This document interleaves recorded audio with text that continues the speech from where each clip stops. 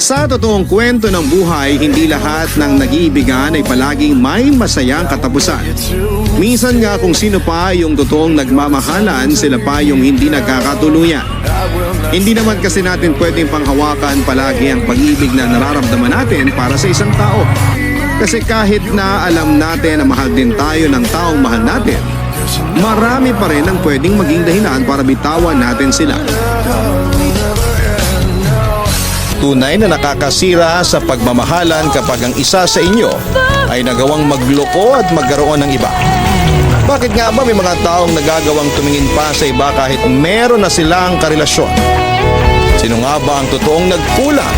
Ang nagloko o ang niloko?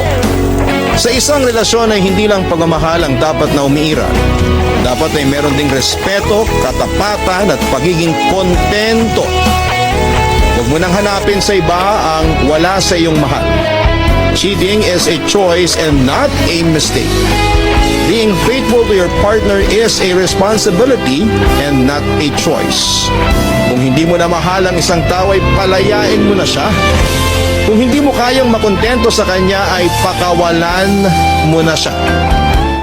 Ang great love daw ay ang taong sobra mong minahal pero hindi naging sayo sa huli. Siya yung kahit lumipas na ang mahabang panahon ay nananatili pa rin siya sa iyong puso at hindi mo siya makalimutan. Ngunit paano kung ang taong minahal mo ng sobra na matagal nang nawala ay muli mong natagpuan?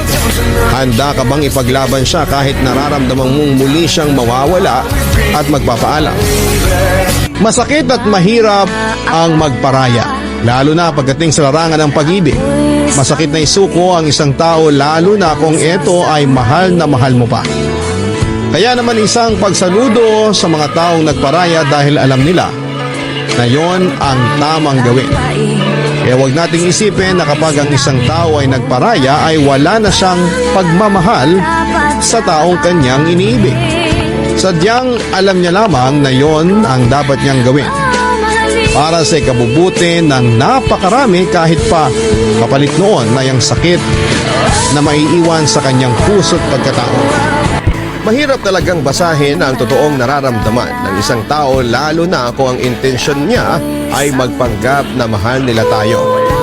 At sa huli ay wala tayong ibang magagawa kung hindi ang tanggapin ang katotohanan na minsan ay hindi nila pinahalagahan ang oras na kasama nila tayo.